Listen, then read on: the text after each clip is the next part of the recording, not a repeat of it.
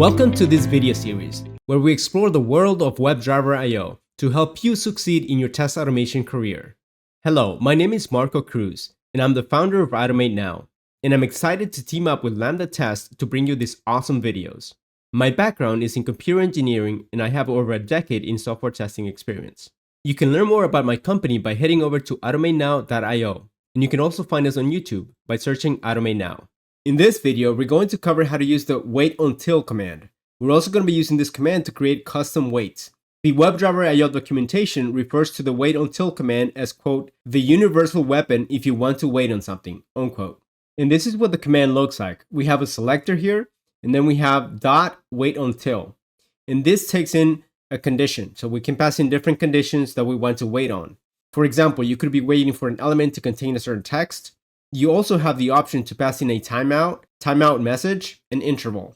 And there are a couple of ways to use this command. For instance, you can use it on a web element like we're doing here. You can also use it on the browser instance. Now let's go ahead and automate some scenarios. And for this, we're going to be using this Lambda test playground where we can automate different scenarios. The one we're going to be doing now, we're going to go to this menu here that says Mega Menu. Then we're going to select under computers, we're going to select printer right here. And first, we're going to check for this title right here that says printers. I went ahead and created a new spec file. I call this one waitUntil.js. So here I have my test suite, and I'm now going to add that test scenario that we talked about. So let's go ahead and begin by saying it. Then we're going to describe this test. We're going to say uses the waitUntil command. All right. Then we're going to say async, and we're going to use an anonymous function. Then an brace, and now we can start writing the test. First, we're going to visit the Lambda test website. So we're going to paste that in here. We're going to say browser, go to this URL. Now let's go ahead and maximize the window. We're going to say browser.maximize window here. Then we need to go to the mega menu and select printers. I'm going to reuse some of the code that I used in the previous video. So let me open up this spec file over here, and I'm going to reuse this code right here. I'm going to explain that in a second. Let's go ahead and copy this. And let's head back over here, and we're going to paste it here. Now, what this is doing is basically going to the mega menu, and then it hovers over that menu to expand the menu. And then we're going to select, instead of headphones here, we're going to select printers. Okay, so let's go ahead and put in printers here, and we're going to click on that. So far, this is what we're doing. We're going to this menu here. We're selecting printers, and now we're going to check for this right here, for printers. So let me go ahead and inspect this element here. Right click, inspect. We can see here that this is an H1 element. So we're going to be using this information to locate that element and then extract that text. Let's go back to the code. So let's go over here. We're going to create a constant here. We're going to say title. Let's call it title is equal to await. And then we're going to locate the element. We're going to use that H1. Now let's go ahead and use that waitUntil command. We're going to go over here and we're going to say await title dot waitUntil, this right here. And as we saw in the slide, this is going to require that we pass in a condition. So the condition that we're going to use is that we want to make sure that the element contains the text that says printers. Let's see how we're going to do that. So I'm going to say async function. Now we're going to write the body of this function. So let's go ahead and use a brace here. And we need to write a return statement here. And we're going to say await this.getText is equal to printers. Let's go ahead and run it to test it out. So let me bring the terminal, control tilde, and then I've already made sure that I'm going to be using this waitUntil.js file. I went into my WebdriverIO config file and I updated this right here. This is the spec file that we're going to run, wait.until.js. We're going to go here and we're just going to say npm run wdio. And here is going to the website. And unfortunately, it looks like it failed. Let's see what happens here. Cannot call click on elements. So it's looking at an anchor tag with title. Okay, printers. So if we go to the website, so we're looking for printer instead of printers. So I just need to fix that in my test. So let me go back to my test. And here we're going to change this from printers to printer. Before I rerun this test, let me go ahead and add a pause here so we can see what's going on. So we're going to say browser.pause. And then we're going to use maybe 3000 milliseconds. So let's go ahead and run this, save everything, and then rerun it. Now let me show you the scenario when this test fails. So here, I'm going to add an extra S here, and then I'm going to save it and rerun this. And as the test runs, we can see here in the console what's happening. It's trying to check for that text, and then we see that the test failed. If I scroll up a little bit here, I'm going to see that it says wait until condition timed out after 10,000 milliseconds. Now, if you saw the previous video, we know where this 10,000 comes from. That's declared over here in this WebdriverIO config file. That's a default explicit timeout that WebdriverIO uses for finding elements. So it tried for 10 seconds to find that text printers with 2s at the end, and it failed to do so. So we're able to see the error right here. So next, let's take a look at another scenario for using waitUntil. So let me go back to the website. And this time, after we land on this page, the printers page, we're going to scroll down here and we're going to look for this pre-order checkbox right here. So when I click on this checkbox, notice what's going to happen. The page is going to get refreshed over here, and we see that these two new elements show up. So I'm going to do a check to make sure that there are two results after I check this box that says pre-order. And the first thing I need to do is to find this checkbox here. So let me right click this, inspect. Now, if we notice this right here, it says pre-order. I can just click on that instead of the checkbox, and it works the same way. So I'm going to look for this text here, and that's what I'm going to click on. So let me test some scenarios over here. I'm going to say Control F, and then I'm going to test a locator here. So let me re-inspect this right here. I know that this is a label element. So I'm going to say / label, and then in brackets, I'm going to say normalized space is equal to, and then I'm going to say pre-order. I'm not getting any results, and it's probably because I misspelled this right here. It says label, so let me change this to an L here. And now we have two results, okay? Now, if we look at the first one here, if I hover over this, it's showing me some element off the screen here. So this is probably a hidden element. If I go to the second one, and that one does show me the correct one, this one right here. So what I'm going to do here, I'm going to select the second element. So I'm going to put this entire selector here in parentheses, and then I'm going to use brackets, and I'm going to put a number 2 because I want the second one. All right, so now I'm only seeing one result. All right, so that's the one that we want. So let's go ahead and grab this selector here and go back to the code. Let's go ahead and close this right here, and let's create a new constant here. I'm going to say const checkbox is equal to, and then we're going to await and then locate the element. And here's my selector.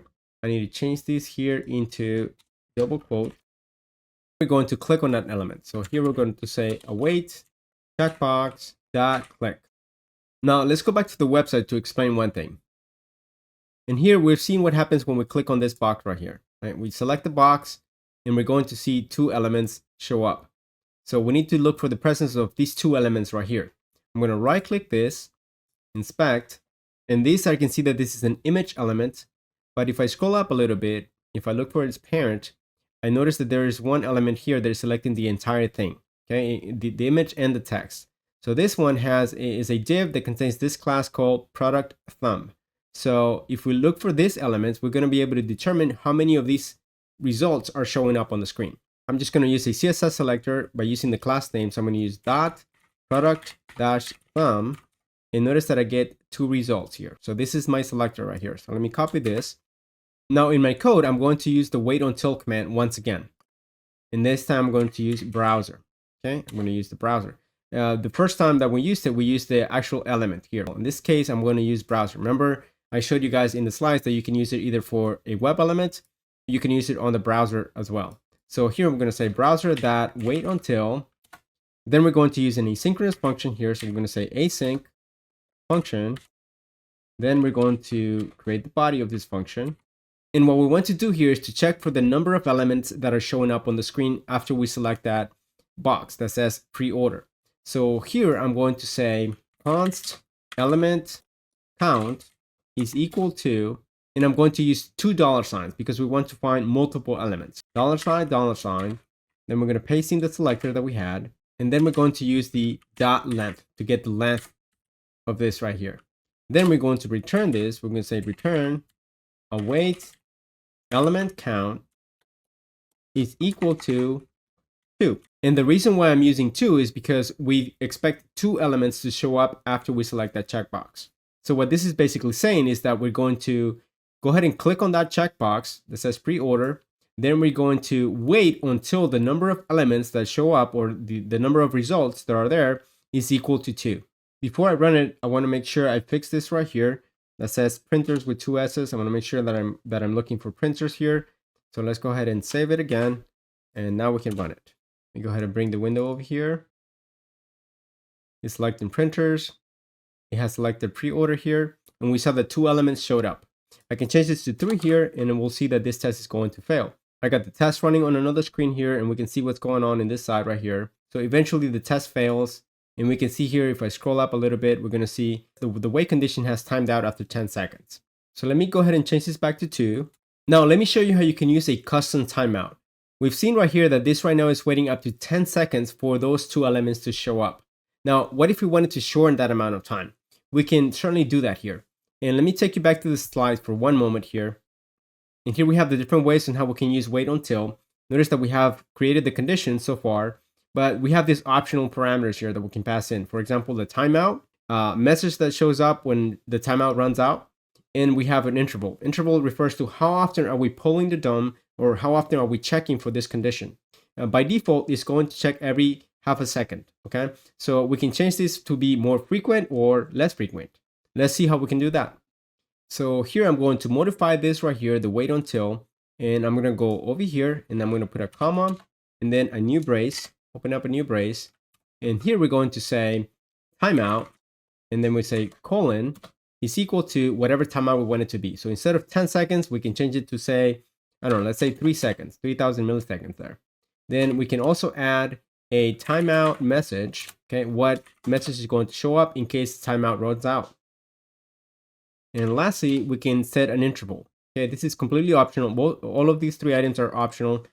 So I'm just showing you guys how to do it here. So I'm going to say interval, and then I'm going to say, instead of 500 milliseconds, which is the default, I'm going to say every second. So we're going to say 1000 here. And I need a comma over here. I want this to fail in the same, so I can show you guys it's not going to wait 10 seconds. So instead of this time, we're going to say change it back to 3, and we're going to rerun this to make sure that it's only waiting 3 seconds instead of 10,000 or 10 seconds. Okay, so let's go ahead and rerun this. So right now it's trying to find those elements. It's going to wait 3 seconds, and then it fails. And if I scroll up here, we're going to see that we're going to get the error message, right? So this time the test failed a lot faster. It didn't wait the 10 seconds. It only went 3 seconds. And we can see the result right here. It says error, did not find the correct number of results. So right, this is coming from this error message that we created here. So this is more customization that you can add for your timeout. This is very similar to fluent waits in Selenium, where you can set your own timeout and how frequently you want to pull the DOM for things. Next, I want to show you guys how we can turn this code right here when we're waiting for this 3 elements. Let me change this back to 2 actually. We're going to change this code right here into a function that can be called from other places. So for example here, I'm going to grab this code. I'm going to go ahead and cut this. And then we're going to create a new function here. Let me go up here and I'm going to say async function. We're going to call this one number of results to be, and then it's going to accept a parameter, which is going to be called the count. Okay. Let's go ahead and add a body to this. And now we're going to paste that code that we had. And what we're going to need to change here is this count, right? So instead of hard coding the number 2, we're going to say count right here. So whatever is passed in, that's what we're going to be checking for. And now we're going to look for waitUntil command here. And we're going to say number of results to be, and then we're going to pass in 2 because we're expecting 2. Now we also need to say return here, return, and then await. We need to wait for this. Now, if I run this, it's going to behave the same way.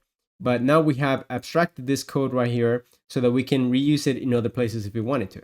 And this is a great way for you to create your own custom functions. And before I wrap up this video, I just want to leave you guys with some helpful tips and tricks for you to remember as you're testing this waitUntil command.